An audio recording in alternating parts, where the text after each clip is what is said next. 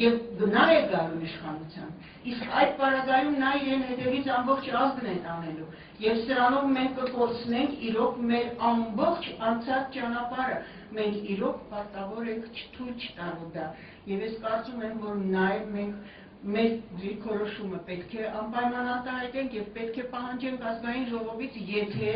ազգային ժողովը քննարկելու է հարցը անպայման լայնածավալ լսումներ իրականացնեն ազգային ժողովում եւ բոլորս պետք է ներկա լինենք եւ մեր կարծիքը կտրականապես դեմ մեր կարծիքը արտահայտենք։ Շնորհակալություն։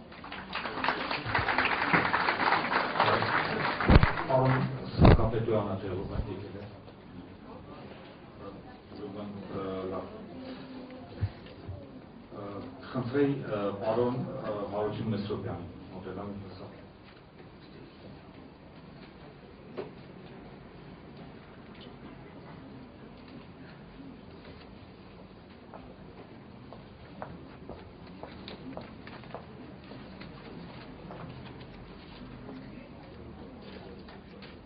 Ես միանում եմ բոլոր խոսքերին եւ ուղղակի սկսեմ ռեալ առաջարկություններից։ Ուրեմն առաջինը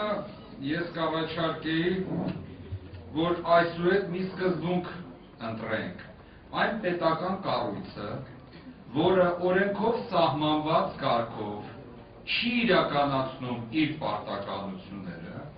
հասարակական հիմունքներով ստեղծվի զուգահեռ հասարակական կառույց եւ սկսի այդ պետության ֆունկցիաները ուղղակի զուգահեռ տանի, որպեսզի մենք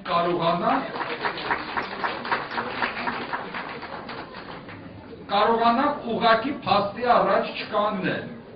Սա ինչ է նշանակում։ Սա նշանակում է հետևյալը. կա սահմանադրություն, կա օրենսգրքեր եւ կա օրենսդրություն, օրենքներ եւ ենթաօրենսդրական ակտեր։ Նույն լեզվի հարցը, եթե դուք հիշում եք, արդեն 90-ականներից սկսվում են տարբեր բարեփոխումներ, բարեն ճակերտավոր փոխումները առանց ճակերտների։ Եվ ստացվում է, որ ամեն հաջորդ բարեփոխումը խախտում է նախորդ օրենքը, հետո արդյունքը լինում է բացասական արդյունքը բերում են 5 նոր բարեփոխումների։ Օրինակ, դպրոցների մակարդակը իջեցնելով, դա սարքում են 5, որ եկեք լեզուն փոխենք, որ մակարդակը բարձրացնենք։ Բայց ով էր խանգարում, երբ այն ժամանակ նույն Սերգո Երիցյաններին եւ մնացածներին բացատրում են, որ դա չի աշխատի։ Հիմա իրանք բացասական արդյունքի իման վրա իրանք ուզում են էլի փորձադարձ սարքել։ Դրա համար օրինակ նույնը եւ լեզվի տեսչությունը։ Ինչու՞ չստեղծել հասարակական հիմունքներով լեզվի տեսչություն, որը կարողանա այդ գործերը սկսի անել, սկսած ցուցանակներից վերջացրած ամեն ինչով։ Խնդիրը կայանում է նրանում, որ այս դեպքում մենք ունենք երկու արդյունք։ Առաջինը կառավարական օղակները կհասկանան, որ զուգահեռ սկսվում է մրցակցություն։ Չէ՞ որ մեզ մոտ մրցակցություն է եւ մենք շուկայական հարաբերություններ ենք անում, եկեք կառավարության համար էլ շուկայական հարաբերություններ ստեղծենք։ Երկրորդը ես առաջարկում եմ, որ այդ օղակների, հասարակական օղակների գործառույթներից մեկը լինի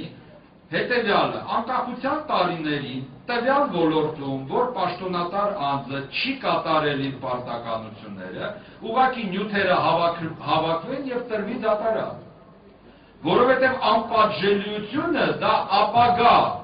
ուրեմն էքսպերիմենտների նոր նախանշան է լինելու։ Այս սկսենք Սերգո Երիցյաններից մինչև հիմա բոլոր կրթության հարցում ով խախտում է կատարել կամ չի կատարել օրենքով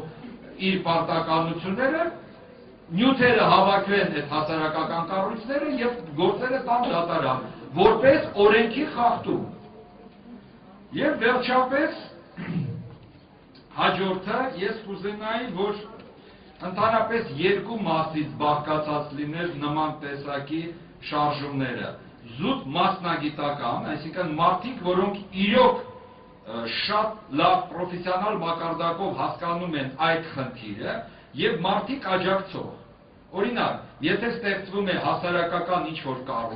կառույցի մեջ լինեն մասնագետները տվյալ ոլորտի, որ պահպանեն օրենսդրական մասը, իսկ աջակցող խումբը մնացած հարցերով զբաղվի, սկսված կազմակերպչական եւ այլն։ Դա կբերի նրան, որ մենք կունենանք բավականին արդյունավետ զուգահեռ օրենք պաշտպանող կառույցներ։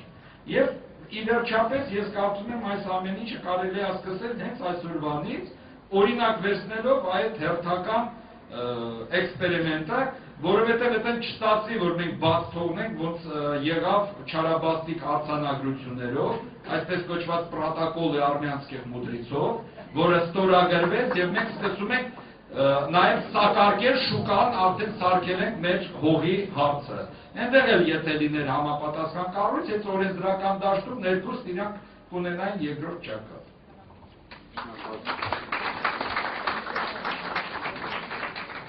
Ուրեմն խոսքը տրվում է տեղեկատվական տեխնոլոգիաների հիմնադրամի նախագահ Գարեգին Շուկազյանի շնորհակալություն։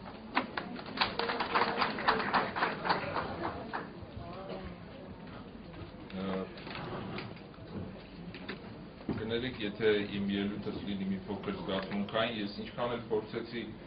շարադրել տրամաբանորեն իմ մտքերս, ոչ մի կերպ չեմ տեղավորվում տրամաբանական կառույցի մեջ։ Այսօրվա քննարկումը իսկապես որ չի կարող լինել ինչ-որ օտարալեզու դպրոցների հարցի քննարկում, այլ կարող է լինել միայն թշնամական մի երևույթի քննարկում եւ այդ մեր ռեակցիան այդ թշնամական երևույթին դա պիտի քննարկենք, ուրիշ քննարկելու բան ես կարծում եմ չունենք, այստեղ տրամաբանության խնդիր չկա, բոլոր արգումենտները տրված են եւ ես ողջունում եմ այն փաստը, որ դուք արգելել եք մեր կրթության նախարարին, որ այստեղ որևէ խոսք ասի։ Իսկապես նա ասելիք չունի, մենք գործ ունենք Դավաճանի հետ, որին դատ է հասնում եւ բոլոր այն մարդիկ, ովքեր կպաշտպանեն Դավաճանին, իրենք նույնպես կլինեն Դավաճան։ Սա ոչ միայն ազգային հարց է, ոչ միայն բարոյականության հարց է, սա իսկապես օտարի առաջ իգանալու անզուսպ մխումի, պիղծ մղման արտահայտություն է։ Իհարկե ես գիտակցում եմ, որ այստեղ հավաքվածները բոլորն են հիմնականում համակարծիք են եւ մենք կարծես իրար ենք ոգևորում, չնայած պետք է հասկանալ, որ կա մի մեծ զանգված ժողովրդի, որը դեռևս լավ չի հասկանում այս հարցերը, եւ ուրեմն մենք պիտի հասկանանք, որ սա աշխարհազորային վիճակ է իսկապես։ Իմ նախորդ ելույթ ունեցող գործընկերը այստեղ ասեց ալտերնատիվ կառույցի, ալտերնատիվ պետության, ես կկոչեի դա 4-րդ հանրապետություն։ Երրորդ հանրապետությունը բացարձակապես բանկրոտ է։ Իսկ բոլոր ովքեր հիմնեցին, ովքեր շարունակեցին այդ գործը, հանգեցրին բանկրոտության։ Մենք բանկրոտության վիճակի ենք հիմա եկել, երբ որ ինչ որ մեկ իրեն թույլ է տալիս անգամ այդպիսի հարց բարձրացնել ոչ ազգային դպրոցների բացման խնդիր։ Ուրեմն մենք պիտի հասկանանք, որ իսկապես երրորդ հանրապետությունը բանկրոտ վիճակում է հայտնվել, եթե այսպիսի հարցեր է քննարկվում։ Դա չի նշանակում, որ մենք պիտի արագացնենք այդ երրորդի վախճանը։ Մենք այդ երրորդը պետքա ձգենք այնքան, մինչև 4-րդը ծնվի մեր մեջ։ Եվ այդ ծնունդը անելու համար պետք է շատ գիտակցված գործողություններ անել։